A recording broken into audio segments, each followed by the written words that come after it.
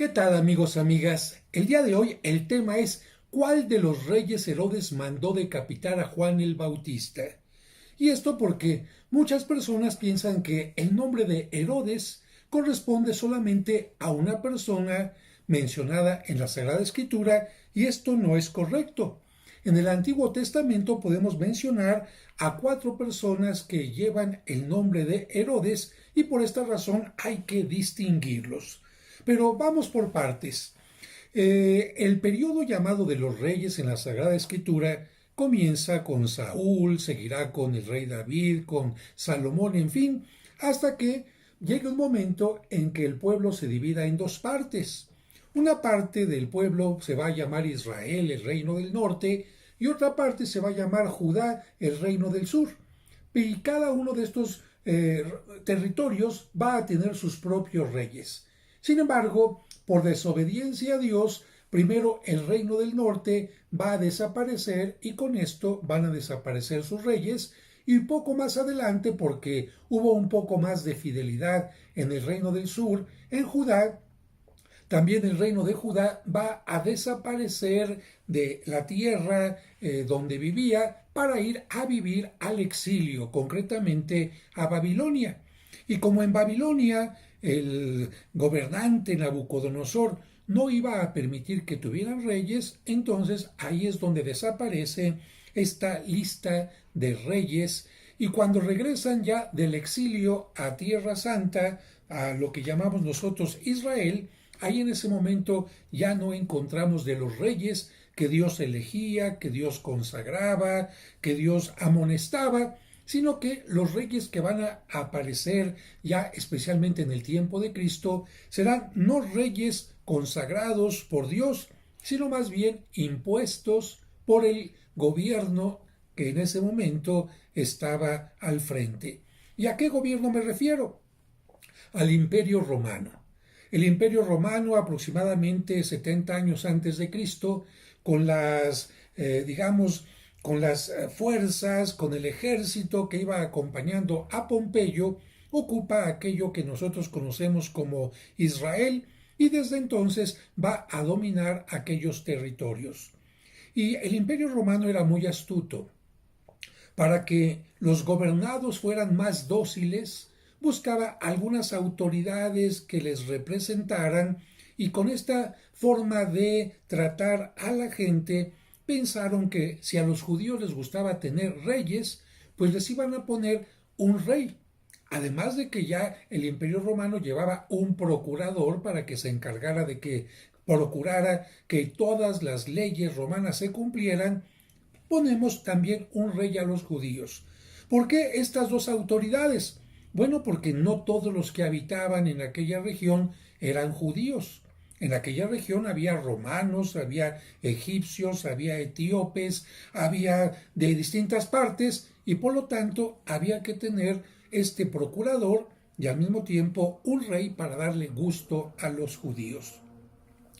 De tal manera que los reyes puestos por el imperio, ¿a quién crees que iban a servir? ¿Al pueblo como tal? Evidentemente que no. Los reyes puestos iban a estar sirviendo al imperio romano y por esta razón los reyes no eran bien vistos por los judíos, los consideraban traidores. Vamos a decir entonces que durante el tiempo en que Cristo está en esta tierra, durante el tiempo del Nuevo Testamento, vamos a encontrar 4 reyes que van a ser puestos por las autoridades romanas. ¿Qué emperadores estaban en el cargo cuando Cristo estuvo en este mundo? Bueno, el primero fue César Augusto.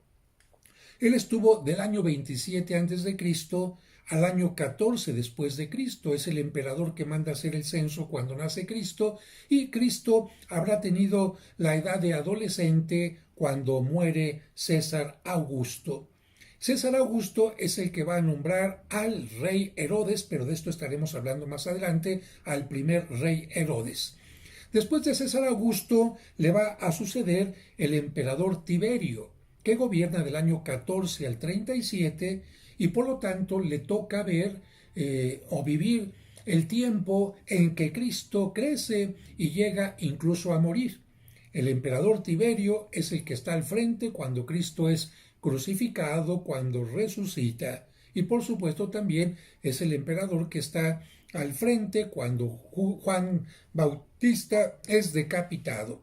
Después va a morir Tiberio y le va a suceder el emperador Calígula del 37 al 41 y sería el tiempo en que la iglesia empieza a desarrollarse y empieza a difundirse por el mundo. Va a venir después este emperador un poquito mal de la cabeza, Calígula, Claudio, que va a gobernar del 41 al 54 y a este emperador le va a tocar el tiempo de la muerte del apóstol Santiago, el primer mártir cristiano, el primer apóstol, y finalmente en este tiempo estará Nerón, que sube al poder en el año 54 y muere en el 68. A Nerón le va a tocar iniciar la persecución contra los cristianos y le va a tocar a Pedro y a Pablo morir en esta primera persecución iniciada en el 64 y vivida por ellos en el 64 y 67 respectivamente. Así que estos son los emperadores que van a elegir a los reyes que van a estar al frente allá en lo que conocemos especialmente como Jerusalén. La palabra Herodes viene del latín Herodus y este título se va a aplicar a toda una dinastía. Recordamos que la palabra dinastía proviene del griego y significa dominación, pero después se adaptó a todas las familias que iban dominando, se iban pasando el poder de padres a hijos, a eso se le empezó a llamar dinastía, y en la Biblia encontramos una dinastía herodiana, es decir, papá, hijo, nieto, bisnieto, etc. El primer Herodes va a ser llamado por toda su magnificencia Herodes el Grande, puesto en el cargo por César Augusto. ¿Por qué Herodes el Grande? Porque a diferencia de los otros tres, este fue un hombre de batalla, un hombre de inteligencia, un hombre de acciones y concretamente en la historia del arte, en la historia de la arquitectura, más allá de la Biblia, es considerado uno de los grandes constructores de su tiempo. ¿Por qué? Mira, basta pensar que cuando Herodes se dio cuenta que tenía que tener contacto con Roma, que vinieran las embarcaciones de Roma, los militares, que hubiera un buen intercambio, se le ocurrió hacer un puerto marítimo donde no había las condiciones para hacerlo, Así que a trabajar sobre la tierra, a poner pilotes, a utilizar lo que conocemos ahora como el cemento hidráulico, especialmente que endurezca bajo el agua para que fortalezca la parte inferior donde se van a construir murallas y cosas que van a recibir a los barcos, y construyó este puerto con un teatro griego, con un lugar para carreras de caballos gigantesco, con varios templos, con almacenes, con un gran faro. Bueno, por eso se le conoce como el Grande. Además, él, ¿qué otra cosa hizo? Bueno, aumentó todo lo que es el atrio del templo en una forma espectacular para ganarse un poquito el cariño de los judíos, aunque no se lo ganó totalmente. ¿Qué otra cosa construyó?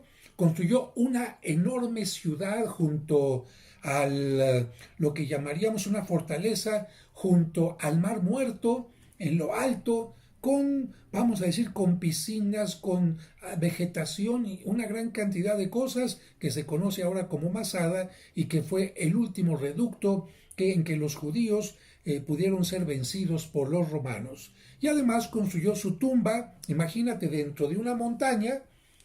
Haz de cuenta en el interior casi como si fuera oculto un enorme palacio y a un lado también su tumba. Por esto le llamamos Herodes el Grande y la Biblia, ¿qué nos dice de él? Él fue el que mandó matar a los inocentes cuando se enteró que había nacido un supuesto rey. Ese es Herodes el Grande. De tal manera que cuando Cristo es pequeño, este rey está al frente, pero ya no estará al frente cuando Cristo crece. Cuando Cristo crece, va a estar al frente uno de sus hijos. Regreso un poquito para decirte que Herodes el Grande tuvo 4 hijos, particularmente de los que nosotros vamos a mencionar aquí 3. Herodes Antipas lleva el nombre de Herodes. Herodes Arquelao lleva el nombre de Herodes. Herodes Filipo lleva el nombre de Herodes. Y de estos 3, fíjate, Herodes Antipas es el que va a continuar con su cargo de rey. Entre Herodes Antipas y Herodes Filipo va a haber un problema, porque Herodes Filipo estaba casado y Herodes Antipas también. Herodes Antipas le echa el ojo a la esposa de Herodes Filipo y repudia a su esposa. Esposa, ya no te quiero, ya tengo ojos para otra persona, y entonces le quita la esposa a Filipo, y por supuesto que habrá una gran molestia de esta parte.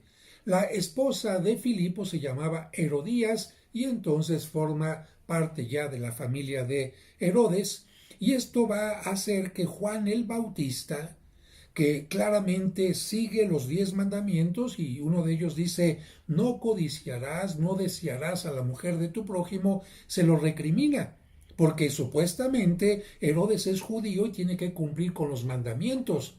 Herodes sabe que Juan el Bautista está diciendo la verdad, que es lo correcto, no tiene por qué castigarlo ni nada, pero para que no delata, y especialmente instigado por la esposa, lo mete a la cárcel, y este Herodes es el que lo va a mandar decapitar. Sabes tú bien, en aquella fiesta en la que Herodes se emborrachó y lamentablemente la hija de Herodías bailó también, que Herodes borracho prometió que haría lo que le pidieran, y esta chica, instigada por su madre, le pidió la cabeza de Juan. Así que este es Herodes Antipas, que es el que vive en tiempo de Cristo adulto. Herodes Antipas es el mismo al que Pilato va a mandar a Cristo en el momento del juicio. Es el que le dice a Cristo: quiero que me hagas un milagro, y Cristo se queda callado porque dice: yo no vine a hacer teatritos, yo no vine a dar gusto. ¿Quieres convertirte? Bien, pero como Herodes no tenía deseo de convertirse, Cristo se queda callado, y Herodes lo regresa a Pilato, no sin antes vestirlo con una túnica carísima, una túnica inconsútil, que es la que se van a pelear precisamente los soldados cuando ponen a Cristo en la cruz. Ya llevamos entonces 2 Herodes, y ya sabes cuál es el que mandó decapitar a Cristo, y sabes decapitar, perdón, a Juan el Bautista, y a aquel que se burló de Jesucristo. Bien, Herodes Antipas, con su esposa lamentablemente instigadora, con pensamientos no muy correctos, le va a tocar vivir el tiempo en que llega un nuevo César. Ya no va a estar César Augusto, sino va a estar César Tiberio, y con César Tiberio, vamos a decir, hizo algo semejante a lo que su papá había hecho con aquel puerto que había mandado construir. Herodes el Grande mandó ponerle a aquel puerto Cesarea. ¿En nombre de quién? En nombre de César. ¿Cuántas ciudades se llamaban Cesareas o Cesarias precisamente para consagrárselas al emperador? Bueno, en tiempo de Herodes Antipas, el gobernante que está al frente va a ser Tiberio. El emperador que está al frente cuando Cristo es adulto, cuando el Cristo es crucificado, va a ser Tiberio. Y Herodes Antipas, para hacerle la barba al emperador, va a mandar construir una ciudad junto al lago llamada Tiberias o Tiberíades, de la cual también se menciona el nombre, y al lago le va a poner Lago de Tiberíades en honor de el emperador Tiberio. Bien, muere Tiberio, y Herodes, por parte de la esposa, Herodes Antipas, va a decirle: oye, ve con el nuevo emperador, ve con Calígula, dile que alguien más quiere quitarte el cargo, que te lo reafirme, y que si es posible que te amplíe el territorio. Y entonces este hombre, Herodes Antipas, va a hablar mal de su enemigo, ¿y qué crees? que Calígula es amigo del supuesto enemigo, y entonces lo que va a hacer Calígula es decirle a Herodes Antipas: muchas gracias, que te vaya muy bien, y lo va a expulsar, lo va a desterrar a lo que nosotros conocemos ahora como Francia y que en aquel tiempo eran las Galias. Esto nos enseña que aquel que se une a personas como Herodías, tarde o temprano estará terminando muy mal. Pasamos nosotros ahora al siguiente Herodes. El siguiente Herodes se va a llamar Herodes Agripa, que es el que tumba a Herodes Antipas.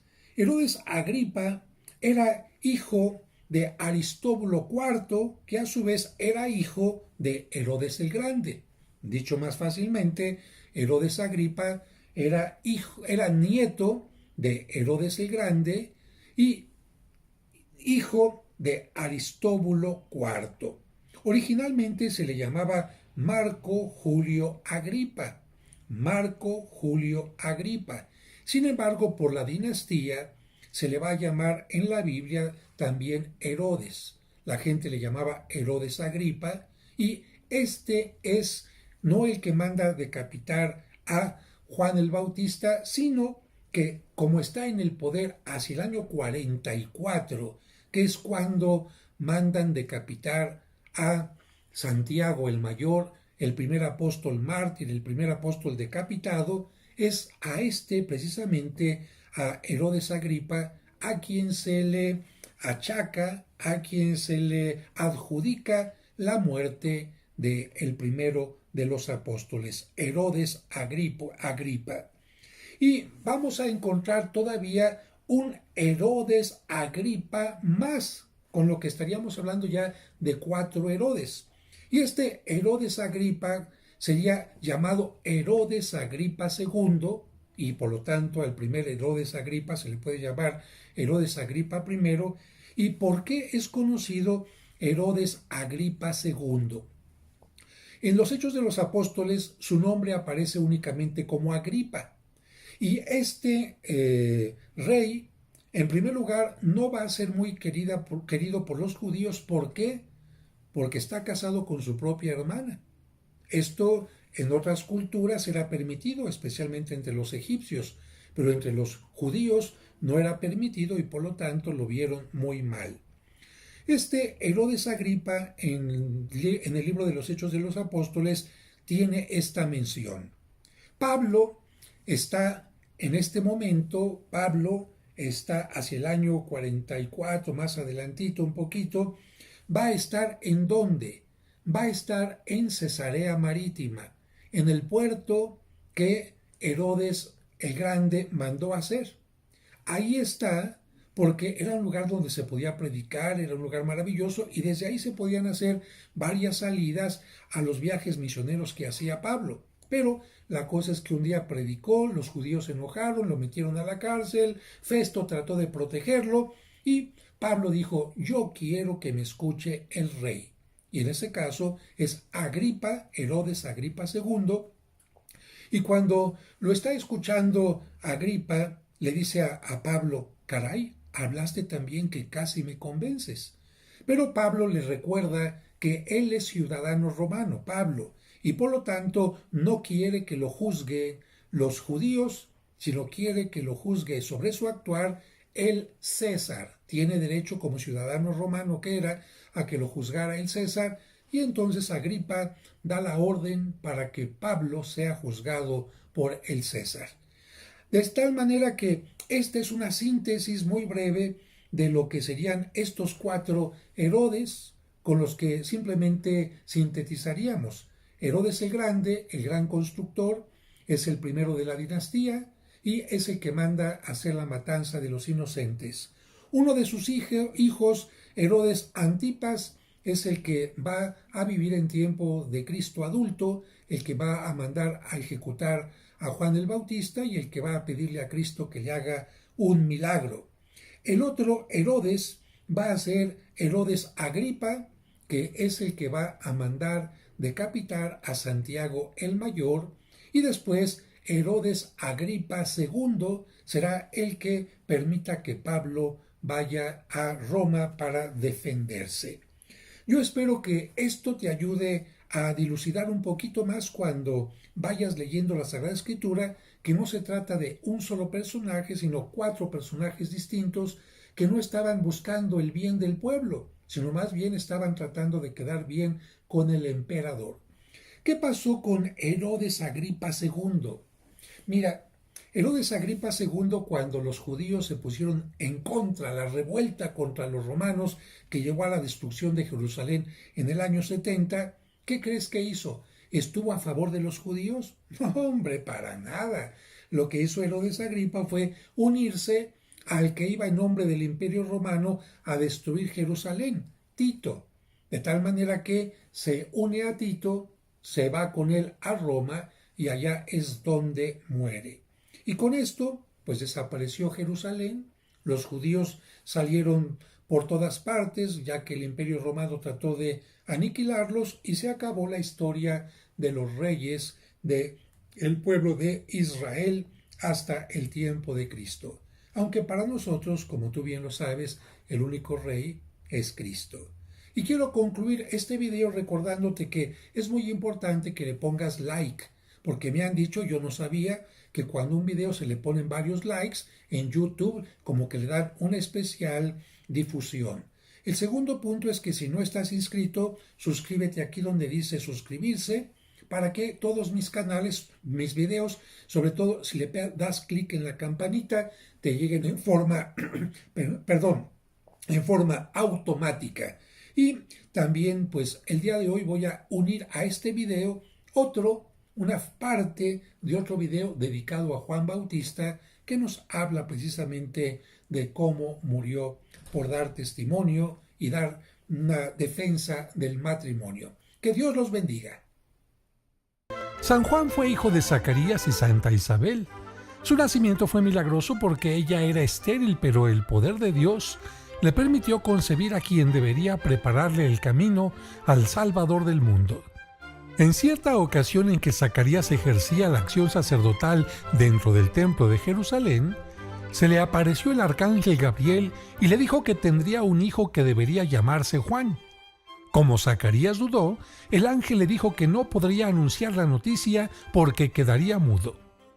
Cuando Isabel tenía 6 meses de embarazo, el ángel Gabriel se le apareció a la Virgen María para anunciarle que su prima estaba esperando un hijo y que ella, María, era la elegida para ser la madre del Salvador.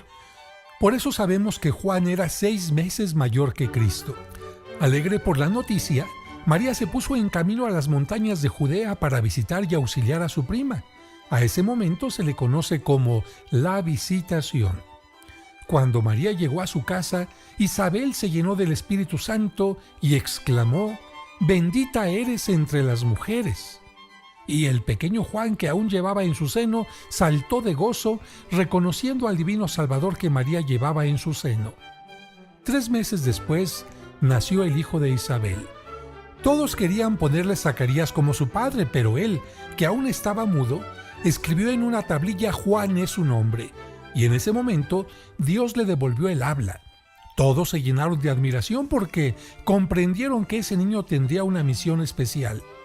Como Isabel era prima de la Virgen María, Juan y Jesús también fueron primos. Ambos compartieron muchos momentos de la infancia y juventud.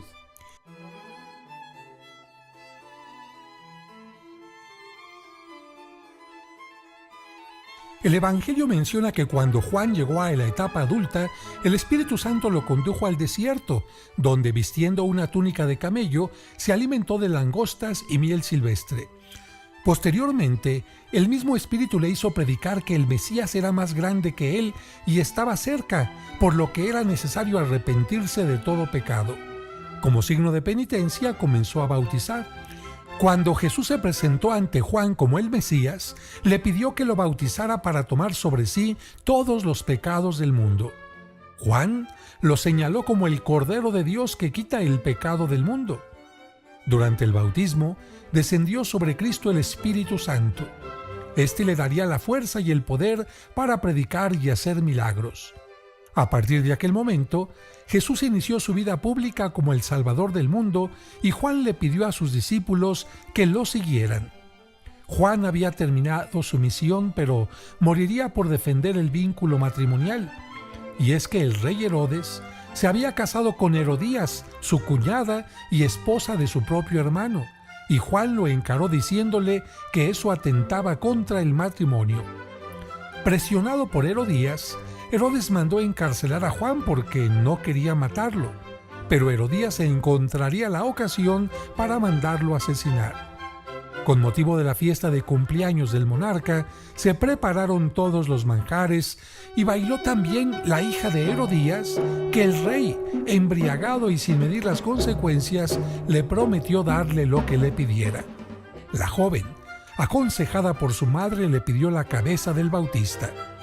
Herodes no podía faltar a la palabra que había dicho en público y envió a un verdugo a la prisión para que degollara a Juan. Y después le entregaran a la mujer su cabeza en bandeja de plata. Al Bautista también se le conoce como el precursor, porque preparó el camino de Cristo y le precedió en varias cosas.